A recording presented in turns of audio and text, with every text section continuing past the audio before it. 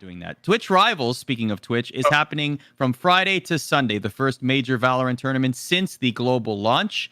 North America and Europe, other regions involved as well. Let me start with North America. The first thing that jumped out at me, Tyler, was the prize pool. $42,000 total prizing for North America. I know that there are 2 European regions, but it's more than double that for Europe.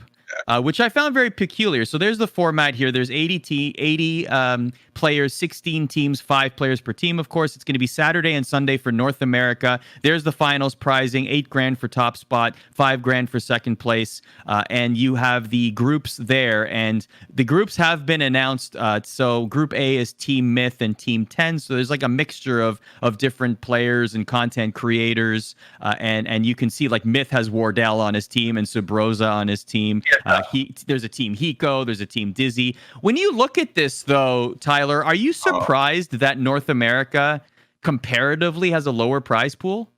I guess. I mean, it might be because they're giving. I don't know how many people are in Europe in the European. I don't know if it's just straight double, but you get money for losing, so that's a thing. North America, I would say by far has the better field. It's a lot of pro players.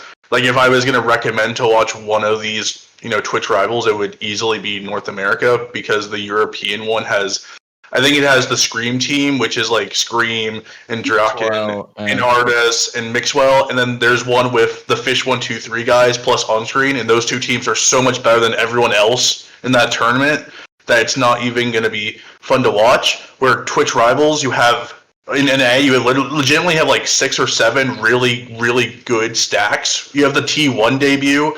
You have Tens and Friends, who might be the C9, full roster. They already won the Rivalry Bowl, now playing again in Twitch Rivals.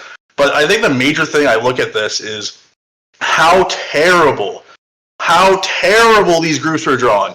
If you look at Group A and B in NA Twitch Rivals and compare it to Group C and D, it's really, really bad. And it's like astonishingly bad. What do you have against Team Austin Creed and Team Jordan Fisher, Tyler? Group D looks stacked. They're stacked with name value. And I'm not saying Jordan Fisher isn't a good player. Jordan Fisher is a legitimately good player, and I'm sure Austin Creed can do his best. Good job, Cesaro. You're great. Play that Sion in League of Legends. Team WWE, all that. It's all fun. But Group A and B are so stacked. I had players in the tournament, I'm not going to say who, reached out to me and basically said, look at these groups, they're a joke. And they are a joke. The fact that arguably you can make an argument that the top 8 teams in Twitch Rivals NA are in Group A and B, and then the bottom 8 teams are all in Group C and Group D is really, really weird. And I want to know how these were made. It doesn't feel right at all that only 2 of the Group A and B teams are going to make the semifinals, or a team from Group C and D are going to make it as well. It just seems very outlandish. Just look at how many good teams are in Group A and B and compare it to Group C and D. It's really, really ridiculous. And this is why I can't take this tournament too seriously, right? It's a streamer tournament for the most part. So, I mean, I feel that answers why the groups are so skewed. It's so bad. I think it's I'm not defending the decision. I don't think it's fair. I think if you're looking at having the most competitive tournament possible, you obviously split up the teams that have been playing together. They're aiming to be professional teams. But I don't see Twitch Rivals as something that is really aiming to do that. They're aiming to get, as much viewership as possible. They're aiming to kind of put the game on display, and having really popular streamers advance through the bracket helps out a lot with that. So while I'm not defending the decision, I think the reasoning behind it is incredibly obvious. Pretty damn ridiculous that Sentinels is not playing together, right? I don't know if that's their decision or Twitch's decision. What's the verdict? None of them got captain. That's the reason. You have to. So what happens? They pick 8 captains, and then those captains have to pick an entire team.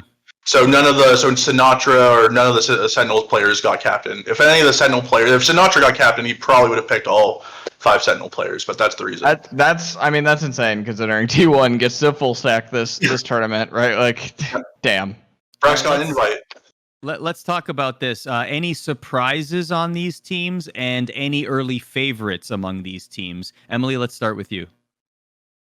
I mean, I think T1 kind of has to be a favorite. Like, I don't really looking at the to Tyler's point, I don't really think that I'm looking at these teams as a super serious tournament because of the way they are.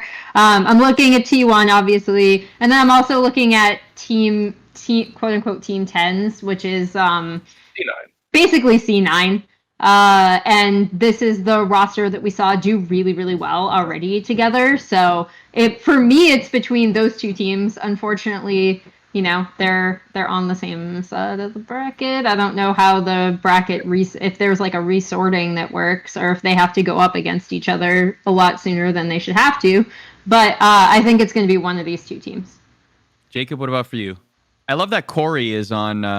Which team is he on? Team on Dizzy. Dizzy's He's team. on Yeah. Dizzy's, yeah. Look at this team for name Group A value. is ridiculous. I honestly Yeah. like, Look at that team. Dizzy, Sinatra, Sick, Corey, and Marvid 6. Wow. I like that 3/5 of TSM are on Team Myth, but I think Myth is not that great at this game. I think he's okay, right? But he's a streamer at the end of the day. He's not a pro versus like Cutler and Subrosa and Wardell. I actually do think if you look at Group C, you may be underrating some of them, Tyler. The one that stands out to me is Team Fom, with Anger, Hayes, and Fom on that team, and Syncdes, right, who played in our tournament, and actually pretty damn good. Team Shots has potential to be okay. I actually know that, I think Grego may have been a playtester for this at one point, if I'm not mistaken, for Valorant, so he's had his hands on for a little bit. And then Lex is very well tenured in Counter-Strike, and if you watch Twitch and CS, you probably are familiar. I mean, can anyone but Team Mendo run over Group D? Like that just makes that makes the most sense, right? Like Group D is the group of Mendo. Is Mendo's dad the head of Twitch? Because that is a very sick group for Team Mendo. Yeah, and strings were pulled. They have Tim the Tatman, so he is the biggest streamer I think in this event. So that is a fun team though. Moxie, Mendo, Tim the Tatman, Baby J, Calypso. I think it'll be fun to watch. No, it'll be fun. Yeah, it'll be fun. It's not going to be like the most competitive event we could have, but I mean, I think Europe is obviously a lot weaker, but the one team in Europe that I'm in Europe too, at least, that I'm actually looking forward to is the Team Lothar. If you're familiar with Lothar, he's a former Hearthstone player. He worked in operations at G2, and I've actually been watching him play a pretty decent amount of Valorant, and he's actually pretty damn good. Lothar has been really good at every game he's touched, so I think that he could be good in this as well. And then I think Europe one's a wash for Mixwell and Scream. I think those guys are and Pith too, right? Like chat was saying something about Pith. Pith is another one of those guys that's transitioned from Counter-Strike and is going to have a career resurgence because of it. So that team Mixwell is ridiculous. With artists, by the way, who plays on Fish 123. So I'm actually we're seeing a disbanded Fish 123 for one event. Emily, can you believe it? They've disbanded for one event.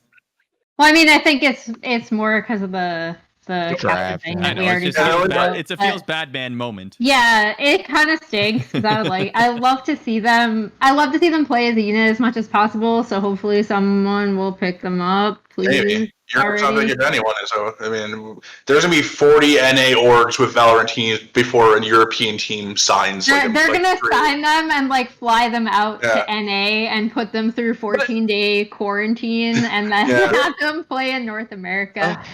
But this is not surprising though. Europeans in every esports title have always been slow to European orgs have been slow to the party because they if they are truly European backed and not owned by a North American team or owned by a Middle Eastern ownership group, right? They are conservative with their money. That's not uncommon at all. We've seen this in esports and sporting history for a long time. It's the European teams you always see go out there and go buck wild with their cash are ones that are owned by people who are from the United States or from the Middle East, and that's how they invest. They'll throw a billion things at the wall, and if one sticks, they'll be happy. But if they're European or especially right now in the middle of the pandemic, like they're going to be relatively conservative with their money. But I don't see a world where like Scream and Mixwell don't get picked up relatively soon, though. Yeah. My team What to about- watch. I was going Go to ahead, give go my ahead, team to Tyler. watch. My team to watch, I think, for Twitch Rivals, I think is most interesting is Team Asu. Asu, I thought Energy would be one of the first teams to announce a team. It seems like maybe Asu might not even be a pro player. He might want to just be a pure streamer, a variety streamer that plays a lot of Valorant but doesn't go full streaming, which I think would be a little bit disappointing because I do think he has the potential to be one of the better pros, at least in the beginning of Valorant, and he's such a stylish player that I wish, you could build a team around him. But Asu, Dapper, which will be one of the first times we get to see Sentinel's new players, Zalm, Shazam, so 3 of the 5 Sentinels players, and then the big one, the best North American, arguably the best North American player right now. Team Liquid not doing the best at CS:GO in the online environment, but Elige, he's back, which is very interesting. The only real, big CS pro who's in this tournament. He played in the Nerd Street T1 tournament, and he was a monster. And now he's back, and I'm very interested to see how he does in this tournament because Elige is very, very good at shooting in shooting games, and I'm very excited to see how he does on Team Asu. That's just a lot of talent. That's a lot of talent. If I was like 100 Thieves or one of these orgs trying to get in, I would just go like write Elige the fattest check I ever could, and then like try to like pay off Victor Goosens from Liquid to let him go. I don't think that will happen. I think Elige is got it really going good for him over at Liquid. He's been there for a very long time and is valued, respected, and compensated very well. But yeah, if I'm a 100 Thieves or one of these other orgs, and you want to spin big and get a good team, just go offer Elige a giant fat stack, because that's honestly like he's the one person that even that he's like playing it as a side game right now outside of scrims, he's still doing really well, which is telling. So